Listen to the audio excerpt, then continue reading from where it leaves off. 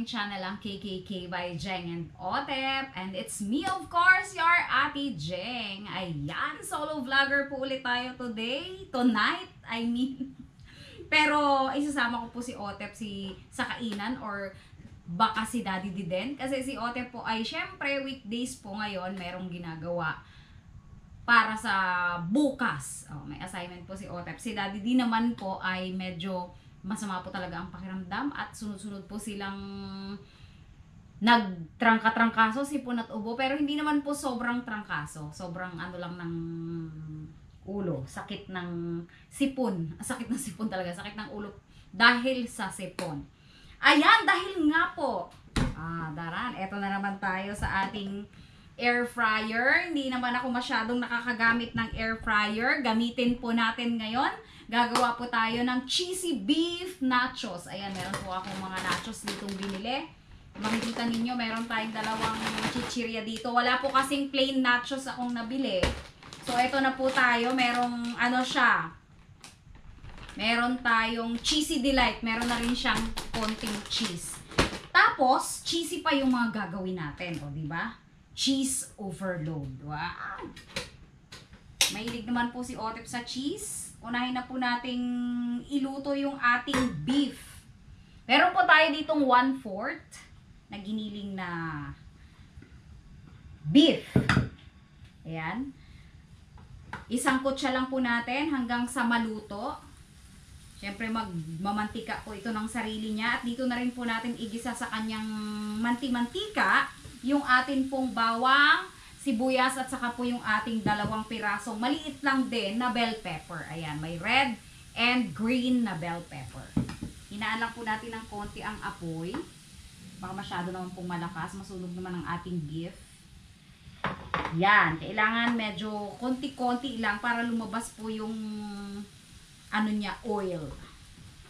May sarili kasing oil itong ating beef. Hindi na natin lalagyan. 1/4 lang po ito. Hindi naman po masyadong madami. Ayan, kung makikita nyo po, nagsebo-sebo na po ng konti, pero konti lang. Konti lang yung naging katas niya, okay lang naman yan. Dito na rin po natin igisa ang ating bawang at sibuyas. Pagsabayin na po natin.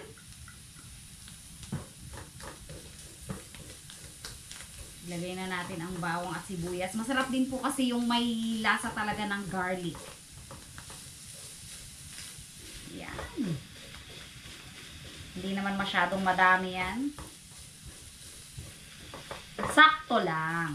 Diba? Yan. Masarap din po itong medyo lutong-luto yung ating beef. Para mawala po yung lansa-lansa niya.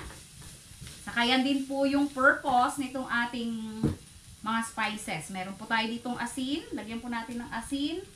Paminta. Pamintang durog. Ayan. Ayaw na ng paminta ko. Paminta. Ayan. Paminta. Ayan. Tapos, nahahatching po ako. Tapos, meron tayo ditong oyster sauce. Konti lang, mga 1 tablespoon lang. Huwag natin ilahat kasi dalawang ano po to. 2 tablespoon yung isang pouch ng ating oyster sauce. Additional flavor lang po yan. Konti lang naman kasi yung beef natin, 1/4 lang. So, hindi natin kailangang i-over yung ating mga spices. And then, meron tayo ditong, meron ako ditong sweet na pizza sauce. Konti lang rin. Additional flavor. Supposed to be po kasi tomato paste. Since wala po akong nabiling tomato paste, meron po akong pizza sauce dito na available. Yun na lang po yung gamitin natin. Kung ano po yung mga available natin, ganun po yung gagamitin natin. Alam nyo naman po ako. And then, ilagay na po natin itong ating bell pepper. Para meron din tayong gulay. Parang lasang pizza din to. Dagdagan pa natin yung pizza sauce natin. Parang sobrang konti naman yung nalagay ito. Yan.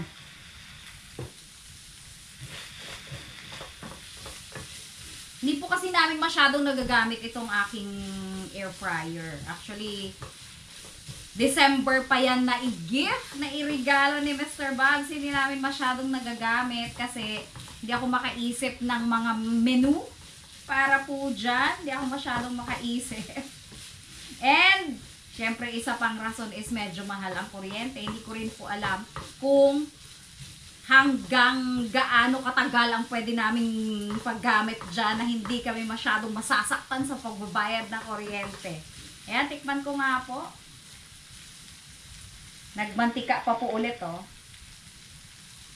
Wala akong kutsara, wait lang. Tikman lang natin kung medyo okay na yung alat.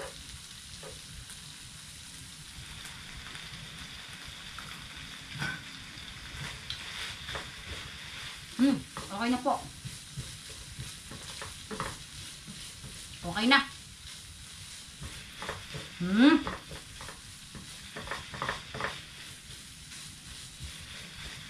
I think pwede ko pang ilagay yung ating mga sauce. Ayan. Ganun po talaga tayo pag nagluluto. Especially kung ang mga luto ay gawa-gawa lang natin. Kumuha man tayo halimbawa ng mga idea sa ating mga napapanood. Siyempre, kailangan din nating i-innovate.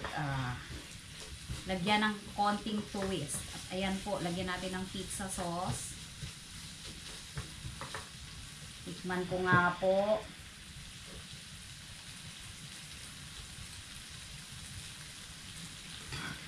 Okay na.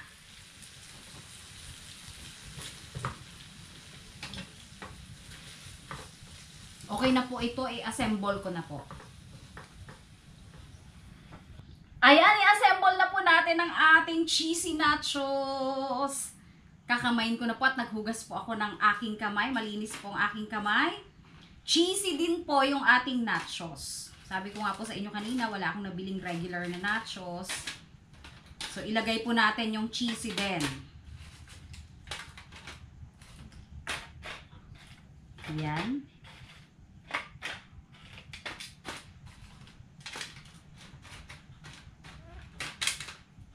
Tapos, lagyan po natin ng ating beef. Ay, ilagay na po natin ito. Para nasa ilalim. Huhugot-hugutin lang natin mamaya. Ilagay natin. Ipaibabaw na lang natin yung ating mga beef and yung ating mga cheese. Nakatakot-takot. Yan. Ilagay po natin, assemble po natin sa ating aluminum tray. Aluminum tray na po yung inlagay ko dito. Ginamit ko. Ilagay po natin ang ating beef.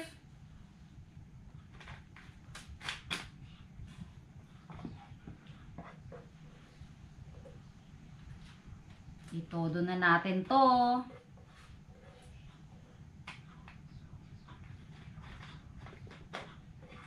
Yan. Yan, sana po ay nakikita ninyo. Yan po talaga ang ating sitwasyon kapag tayo ay solo vlogger. Yan, lagay po muna natin dito. Tapos, lagyan po natin ng sandwich cheese. Arla po itong ginamit ko para hindi na po ako maggadgad ng ordinary cheese. Parang ordinary cheese lang po ito. Kasi ito po yung nilalagay ko sa mga sandwich ni Otep. Inuulit ko po, malinis po ang aking mga kamay. Naghugas po ulit ako. Lagyan po natin. Though hindi siya kasya, dahil 2 piraso lang po, hindi matatakpan yung ibang space. Okay na po yan. Kasi marami naman tayong ibang cheese pa. Mayroon pa tayong mozzarella. Kakalat na rin yan mamaya. Tapos lagyan po natin ng cheese whiz. Yung original na flavor lang ng cheese whiz. Ayan.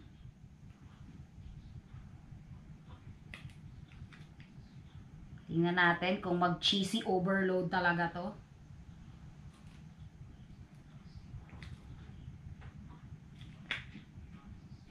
Ayan, tama na siguro.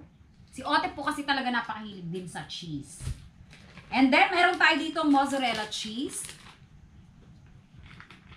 Kaya parang maglalasang pizza. Wow, pizza talaga. Yan. Yung ginto ang presyo na cheese. Kaso wala naman pong ibang brand. Ito lang po talaga yung brand na available doon sa Robinson Supermarket. Arla po ito. Pero any brand naman po. Wala tayong pinipiling brand. Dahil tayo naman po ay isang hamak na vlogger lamang na hindi nag-i-endorse. Ayan. Dagdagan pa natin. Dagdagan pa natin ng konti. Ayan. Ayan. Grabe na to.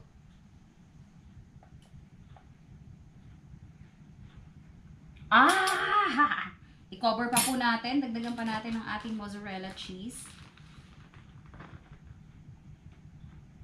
Yan. Maglalasang pizza to. Masarap na pizza. Tapos meron tayo ditong cream cheese. Etong cream cheese ng Eden, yung nakita ko doon na pinaka affordable. Marami naman pong brand, pero yung cream cheese po ng Eden, yun nga po yung medyo affordable. Ikalat lang po natin.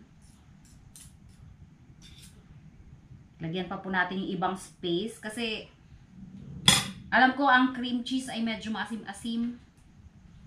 Kaya wag na natin masyadong tambakan ng to. Sobrang tambak. Kakalat din naman yan mamaya.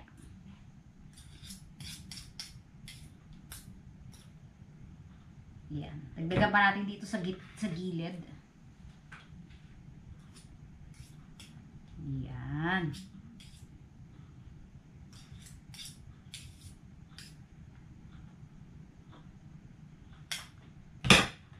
Alright. Eto na po ang ating cheesy beef nachos. Cheesy beef nachos. Ilagay na po natin sa ating air fryer. Di lang po natin sure kung kakasya. Parang hindi kakasya, so itaas na lang po natin to. Kasi eto lang naman yung sumasabit. Kasi talagang yung paper lang po yung ginagamit ko dito. So ngayon ko lang po gagamitan ng ganito. Ayan, o kasya na siya. Kasya na po sa ating air fryer. Ilagay natin.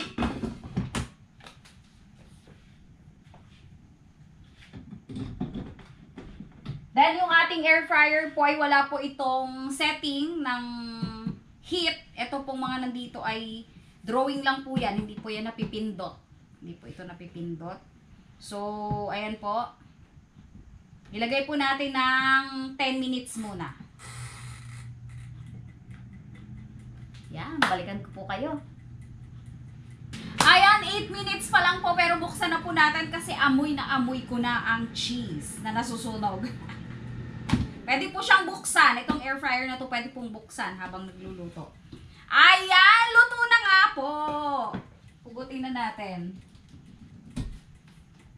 Titingnan nyo po, hindi pa natapos yung ating 10 minutes. 8 minutes lang po ito. 8 minutes pero ganyan na po siya ka-perfect. Ayan, ano pa po bang hihintayin natin? Hindi lantakan na natin, pero paano natin mailalabas at mainit? Teka, kukuha po ako ng tong. Ayan, nailabas na po natin ang ating beef cheesy nachos. Ayan, ibalik natin ang kagandahan ng ating aluminum tray. Ayan po. Medyo masama po talaga ang pakiramdam ni Daddy D. Kami lang po ni Ote pakakain. Ito naman yung pie cream cheese. Ayan yung gamitin mo. May tinidor pala siya. Tingnan natin kung gaano ka-cheesy. Oh! Wow! Thank you, Lord, for this food. Mainit. Oh, sobrang... Wow, tingnan nyo naman yung cheese! Super. Stringy. Super. Kasi may mozzarella cheese. Tikman natin kung gaano kasarap.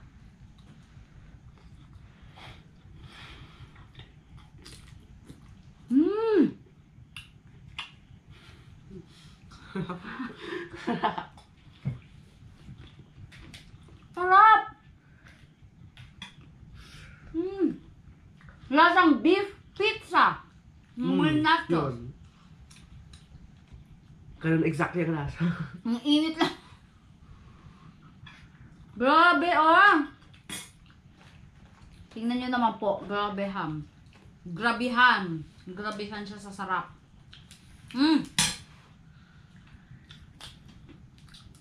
Kaya ano natin siya dito sa ibabaw na kapag ganun. Masarap pala ng cream cheese na may mozzarella. Mainit, hindi siya kayang anuhin, kamayin. Pero masarap po ito, pika-pika po kasi to. Pika-pika po talaga to. Kain po tayo! Ang sarap po! Ang sarap din po ng pagkaka-mix ng ating ingredients doon sa beef. And, buti na lang rin po, ito yung pinili kong nachos. At least, nakadagdag pa siya sa powder na na cheese. Nakadagdag pa siya doon sa cheesy flavor. Sarap. May patungan po ako dito dahil may box po ako dito.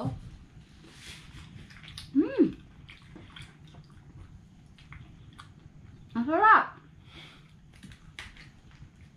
Lasang pizza po talaga. Sobrang cheesy. Nilagyan ko ba naman ng pizza sauce? Yan! Sarap! Lasang pizza na walang bread. Pizza na walang bread. Ang mayroon sa kanya yung nachos.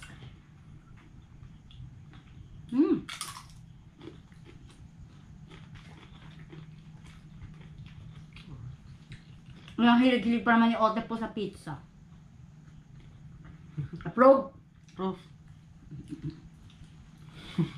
Sarap.